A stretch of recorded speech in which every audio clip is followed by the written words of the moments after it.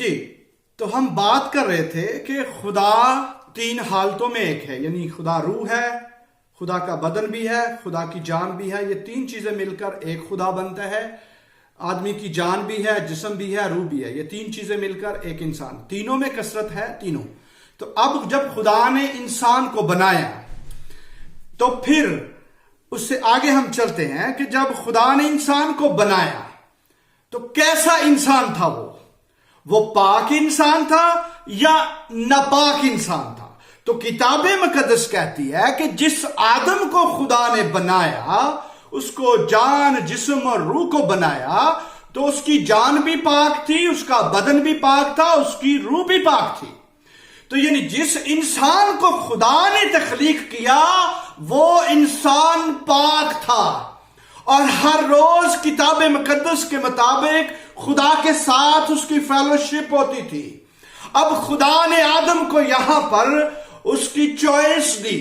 اب میں آپ کو بتا دوں، Christianity is a free will, free choice. آپ اپنی مرضی سے خدا کو چن بھی سکتے ہو، آپ اپنی مرضی سے خدا کو رد بھی کر سکتے ہو.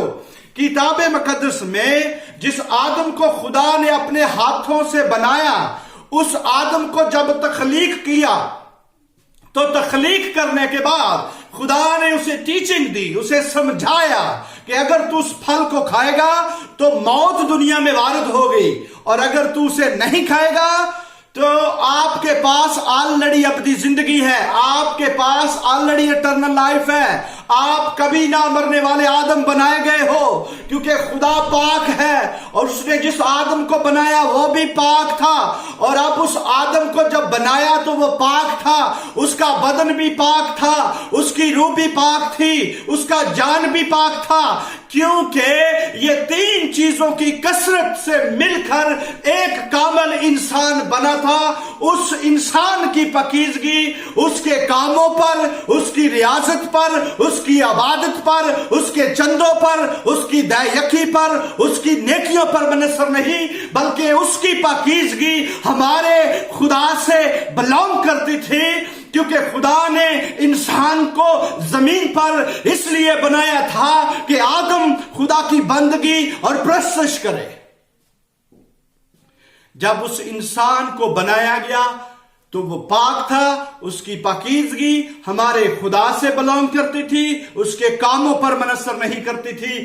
آج میں ان مسیحیوں کو بتا دوں جو مسیحی اپنی قد و کوشش سے، اپنے قد و کام سے، اپنی ریاضتوں سے، اپنی عبادتوں سے خدا تک پہنچنا چاہتے ہیں اور اپنے آپ کو پاک بنا کر خدا کے سامنے لاتے ہیں، یہ کبھی ممکن نہیں ہو سکتا، کیونکہ جس آدم کو بنایا اسے خدا نے پاک بنایا تھا. آج مسیحی بھی اپنے کاموں سے کبھی پاک نہیں بن سکتا. وہ بھی خدا کے پاس آئے اور کہے کہ خداوند میں اپنے آپ کو خود پاک نہیں بنا سکتا، جس طرح تو نے آدم کو پاک بنایا تھا میں اپنے گناہوں کا اعتراف کرتا ہوں، میں اپنے گناہوں کا اقرار کر کے تجھ سے معافی مانگتا ہوں اور اس بات پر ایمان لاتا ہوں کہ یسوع مسیح میرے گناہوں کے لیے مر گیا اور دفن ہوا اور جی اٹھا، اور یہی بات آپ کی پاکیزگی پر منحصر کرتی ہے، کیونکہ اسے خدا نے پاک بنایا تھا اور مجھے اور آپ کو مسیح کے اوپر، کفارے کے اوپر ایمان لا کر پاک بننا ہے. تو سنیے، اب جب آدم گناہگار ہوا، اس کی جان بھی گناہگار، اس کا بدن بھی گناہگار، اس کی روح بھی گناہگار. اب غور کرے تھوڑی دیر کے لیے، لمحہ فکریہ ہے آپ کے لیے، کہ جس انسان کو بنایا اس کے سامنے ہی وہ انسان گناہگار بن گیا.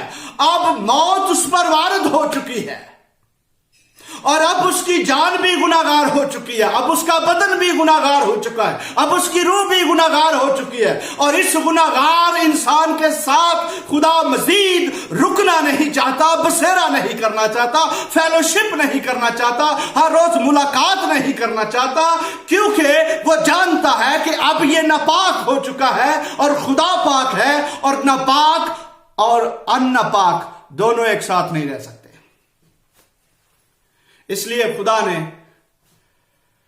جب آدم اور حوا سے گناہ سرزد ہو گیا تو یہاں پر آدم اور حوا نے ایک ترکیب لگائی.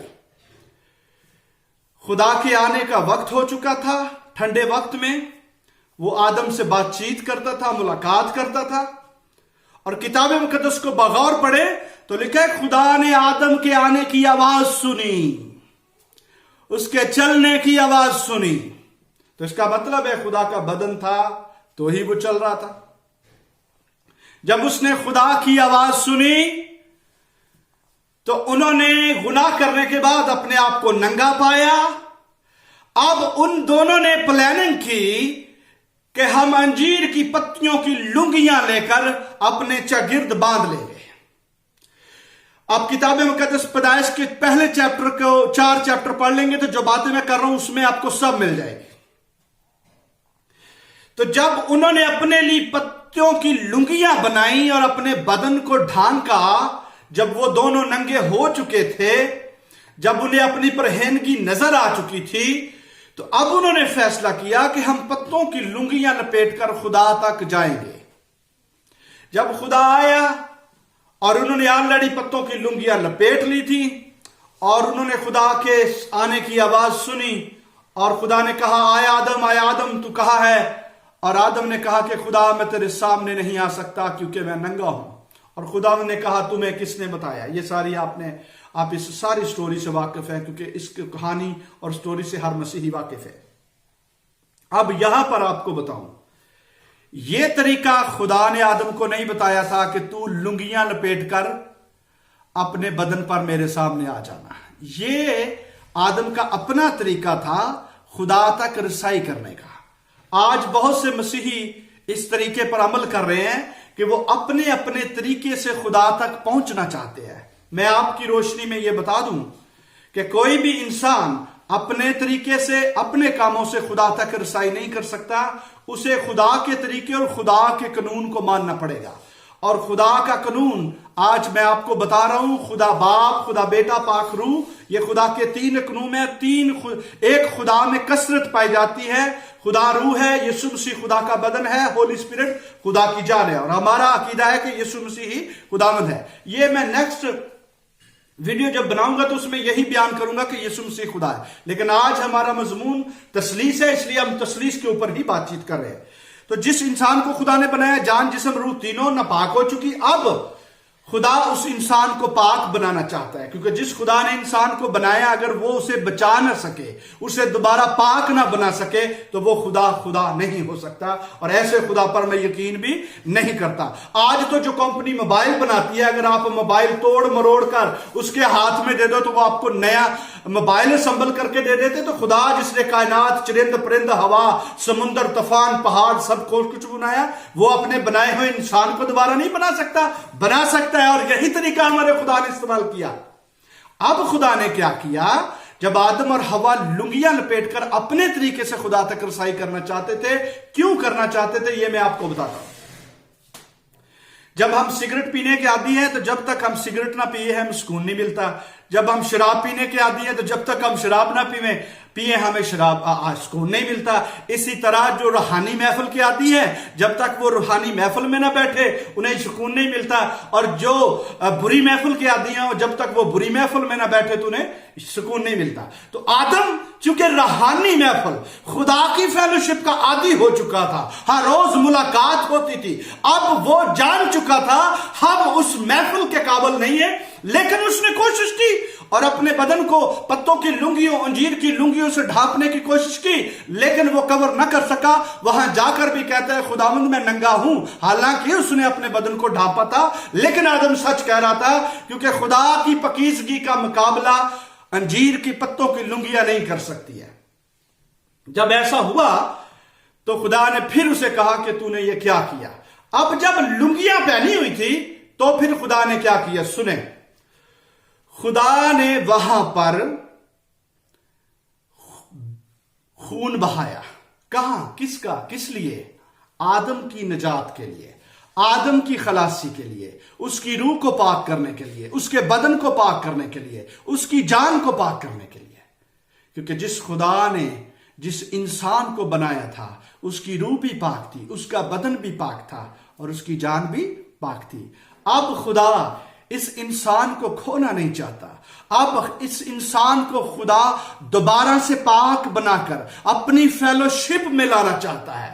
اب یہاں پر خدا نے جب دیکھا انسان بے بس ہو چکا ہے اور انسان خود سے اپنے آپ کو پاک نہیں بنا سکتا اور یہ میری فیلوشپ میں بھی نہیں آ سکتا، اس نے کوشش بھی کی لیکن وہ ناکام رہا، پھر خدا نے وہاں پر عمل شروع کیا کہ کس طرح یہ انسان ری بلڈ ہو سکتا ہے، کس طرح اس انسان کو دوبارہ پاک بنایا جا سکتا ہے، اور خدا نے طریقہ شروع کیا۔